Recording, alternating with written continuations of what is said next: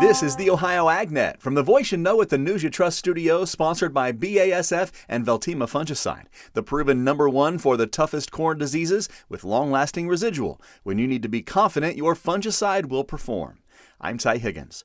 Ritchie Brothers having a large auction on May 12th. Visit rbauction.com for complete details. And our next monthly check-in at Farm Credit Mid-America coming up on Thursday. Tune in as we discuss the latest Farm Credit Mid-America news and updates.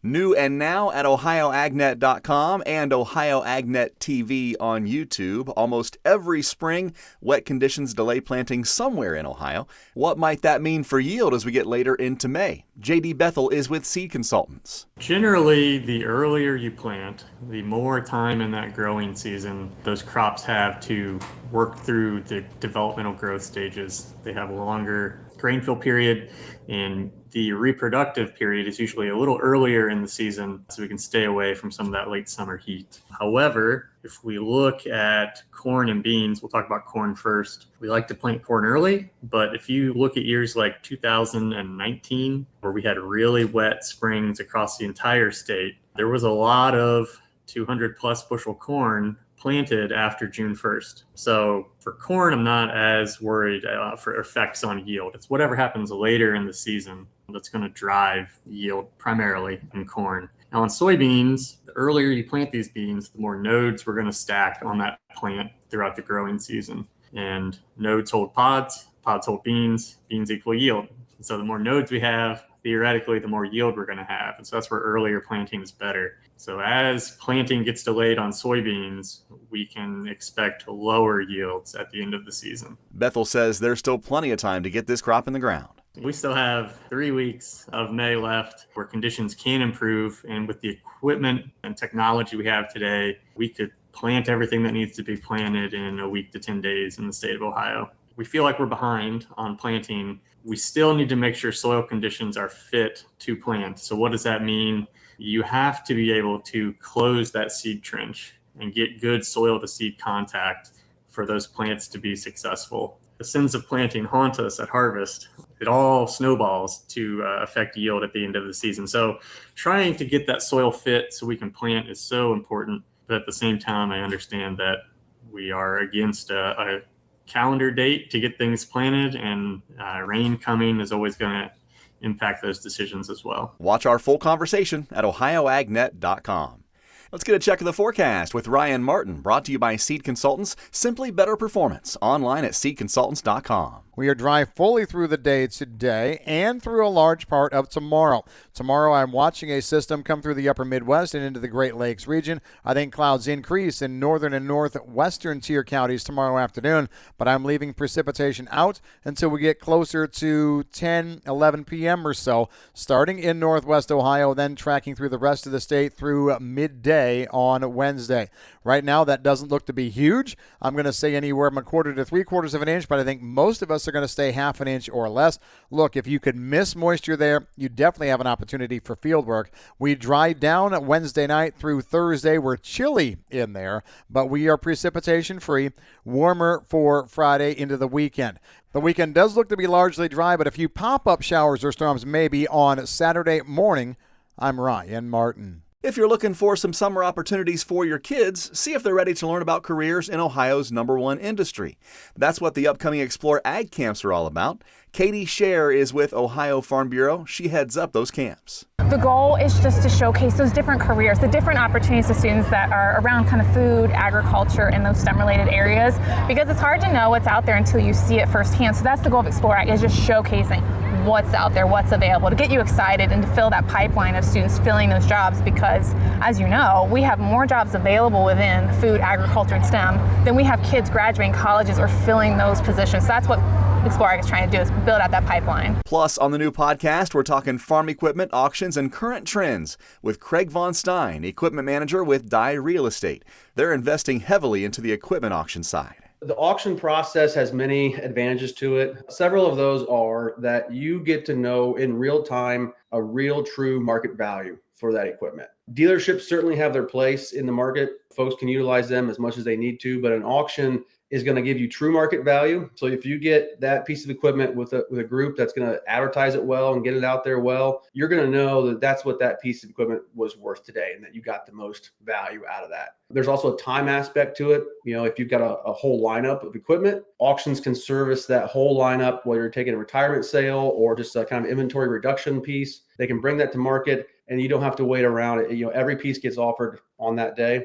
So the timing of it is very well suited for most folks as well. Auctions themselves in general have been a part of the farm and ag economy for a long time, but just being able to utilize that for farm equipment is a big service to folks, and which is why, again, we saw higher demand and why the company wanted to spend more efforts into that space. And so that's where myself and some folks on my team are dedicated to equipment. That's all that we do within the company. So we can service those folks and give them a standard that they need and are expecting in the industry right now for their auction services. The latest Ohio AgNet podcast at ohioagnet.com and on Ohio AgNet TV on YouTube.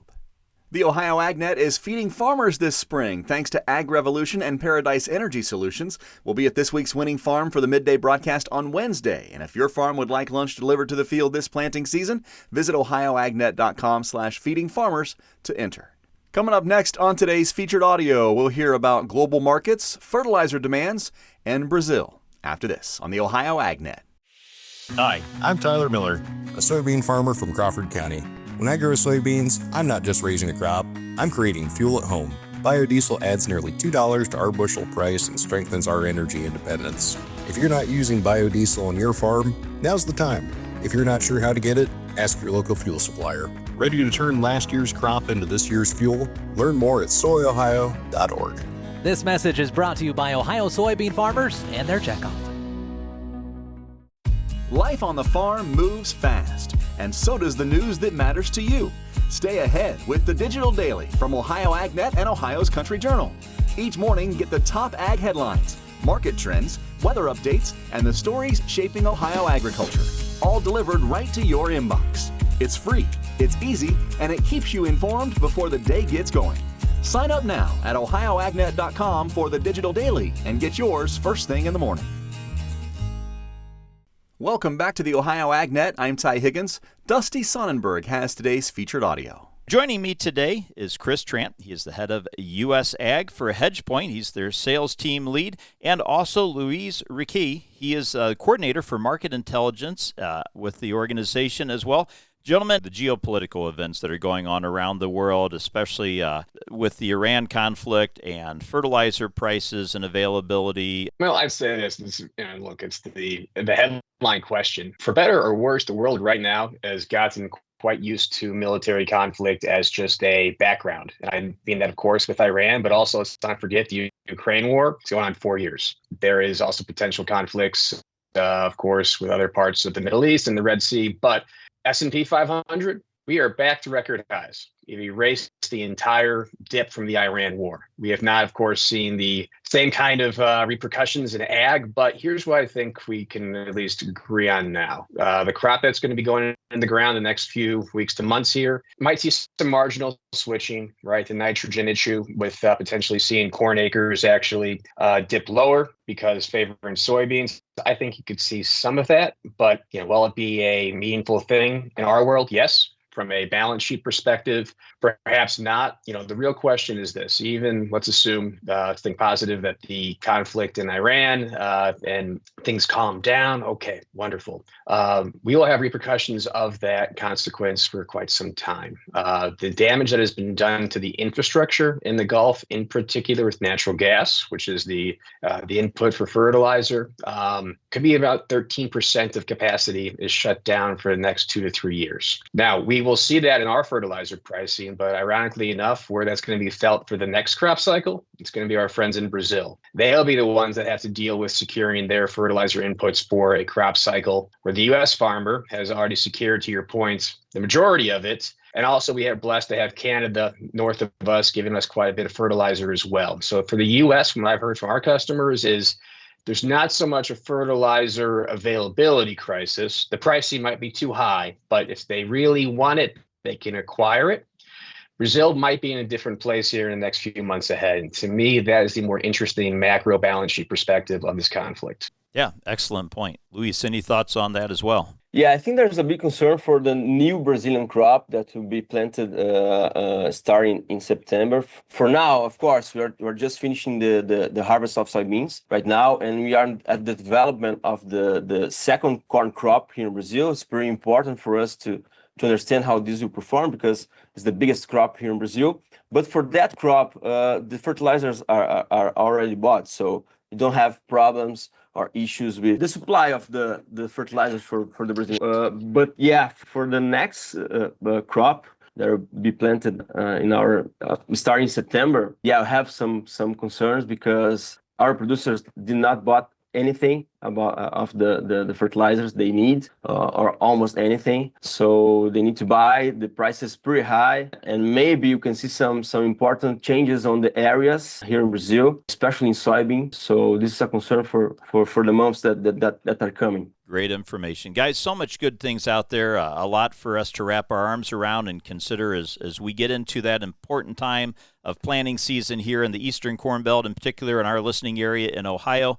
A lot of decisions have been made, but still some acres that could pivot, and this is all great stuff. Again, my guest today is Luis Riquet. He is the coordinator for market intelligence, and also Chris Trant, head of U.S. Ag, and leads their sales team with HedgePoint. Gentlemen, thanks so much for your time, and keep up the great work. Dusty, thanks for having us. We appreciate it. Thank you, Dusty. Reporting for the Ohio AgNet, I'm Dusty Sonnenberg. Thank you, Dusty. We'll check the markets and some analysis next as the Ohio AgNet continues. Every bushel you grow needs a market. That's why the Ohio Soybean Council is working to expand demand for Ohio soybeans around the world. Your checkoff supports international outreach, trade team visits, and putting Ohio soy in front of global buyers. By showcasing the quality, reliability, and value of Ohio soybeans, you can count on new opportunities and increased demand today and into the future. Visit soyohio.org to see all the ways your Ohio soybean checkoff is at work, expanding markets for your beans. Bottom at 31, sold them